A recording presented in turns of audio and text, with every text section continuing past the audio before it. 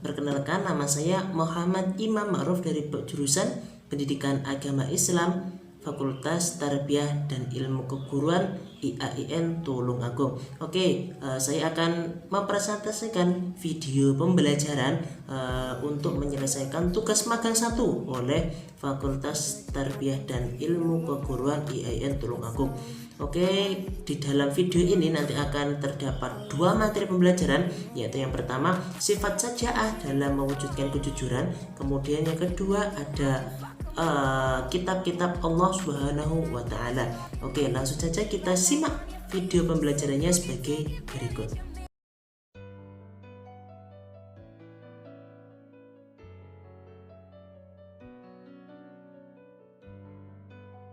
Nah, sebelum masuk pada materi, saya akan menjelaskan setidaknya kita akan mempelajari 4 bab. Nah, dalam beta konsep ini kita akan mempelajari tentang pengertian iman kepada kitab-kitab Allah, kemudian tentang macam-macam kitab Allah, kemudian tentang fungsi iman kepada kitab-kitab Allah, kemudian yang keempat ada hikmah beriman kepada kitab-kitab Allah. Oke, kita masuk kepada bab yang pertama, yaitu tentang pengertian iman kepada kitab-kitab Allah. Apa sih iman? Nah, apa sih kitab-kitab Allah? Nah, iman adalah secara bahasa berarti percaya, terus kemudian berarti membenarkan. Nah, itu kalau secara bahasa. Kalau secara istilah adalah kepercayaan yang diyakini dengan kebenaran dalam hati dan diucapkan dengan lisan dan diamalkan dengan perbuatan. Nah, itu makna iman. Dan kemudian apa makna iman kepada kitab-kitab Allah? Yaitu pengertiannya meyakini dengan sepenuh hati bahwa kitab-kitab Allah itu benar-benar wahyu yang diturunkannya kepada para utusan-utusan atau para rasul-rasulnya, dan tidak diragukan lagi tentang kebenaran isinya. Nah, isinya tersebut itu bertujuan agar menjadi pedoman hidup bagi umat Rasul para utusannya. Dan iman kepada kitab-kitab Allah ini masuk dalam kategori rukun iman, tepatnya rukun iman yang ketiga. Nah, bab yang kedua kita akan mempelajari tentang macam-macam kitab Allah. Nah, ada 4 kitab dari yang diturunkan oleh Allah kepada utusannya, yaitu yang pertama kitab Taurat. Kitab Taurat itu diturunkan kepada Nabi Musa alaihissalam untuk pedoman dan petunjuk bagi Bani Israel. Nah, apa buktinya? Telah diterangkan hal ini dalam Quran surat Al-Isra ayat 2. Nah, itu dalil tentang kitab Taurat diturunkan kepada Nabi Musa untuk dijadikan pedoman bagi umat Bani Israel.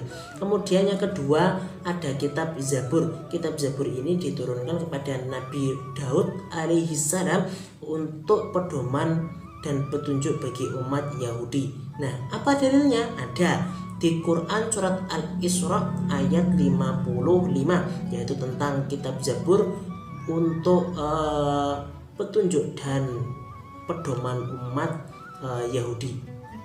Kemudian yang ketiga ada kitab Injil yang diturunkan kepada Nabi Isa alaihissalam dan digunakan sebagai pedoman dan petunjuk bagi Bani Israel.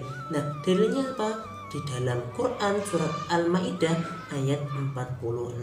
Dan yang terakhir, nah ini ada kitab Al-Quranul Karim yang diturunkan kepada Nabi Muhammad Sallallahu Alaihi Wasallam dan untuk dijadikan pedoman, petunjuk, pengobat, terus untuk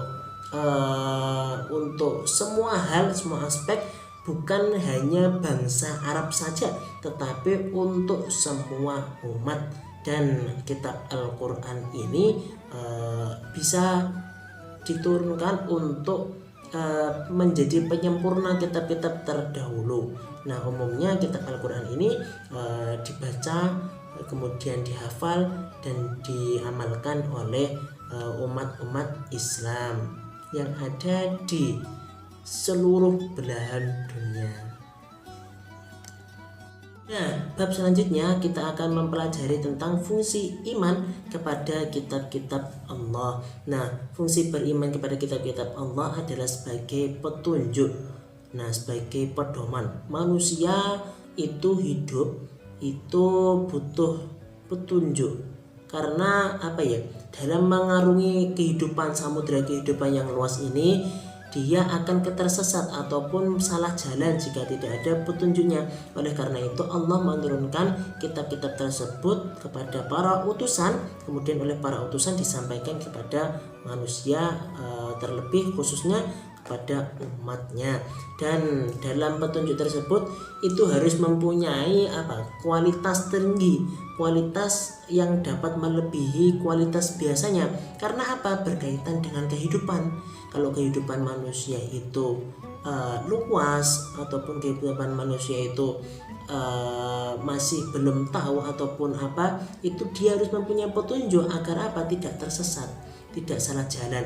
Nah, seperti itu agar juga menuju ke arah yang suci yang telah diwahyukan oleh para telah diwahyukan oleh Allah kepada para rasulnya, dan juga pada apa yang ada di dalam isian kitab tersebut.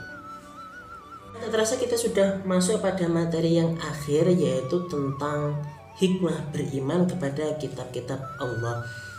Setidaknya kita akan mempelajari 3 hikmah yang ada dalam beriman kepada kitab-kitab Allah, yaitu yang pertama yaitu mengetahui tentang perhatian Allah kepada hamba-hambanya, juga kesempurnaan rahmatnya, di mana dia menurunkan kepada setiap kaum sebuah kitab untuk petunjuk bagi mereka agar bisa mencapai kebahagiaan di dunia dan di akhirat.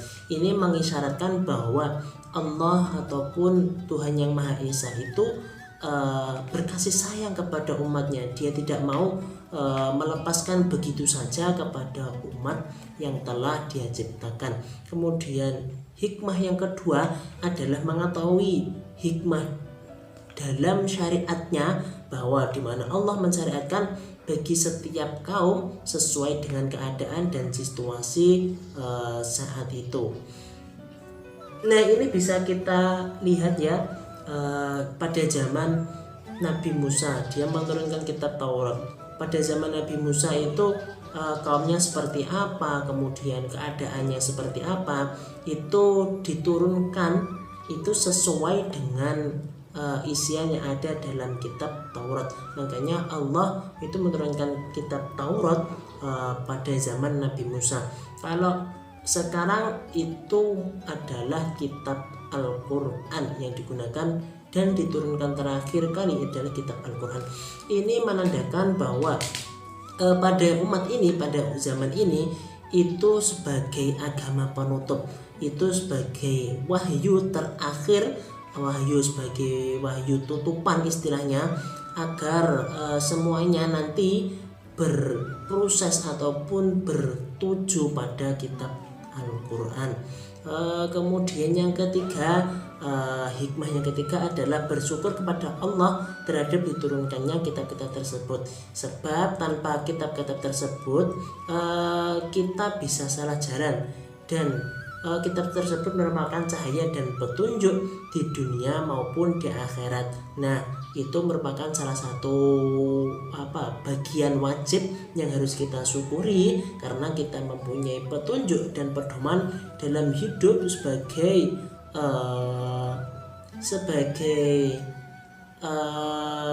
penuju kebahagiaan di dunia ataupun di akhirat. Nah, itu tadi presentasi tentang mengimani kitab-kitab Allah Subhanahu wa taala. Diri saya kurang lebihnya mohon maaf, dan terima kasih. Wassalamualaikum warahmatullahi wabarakatuh.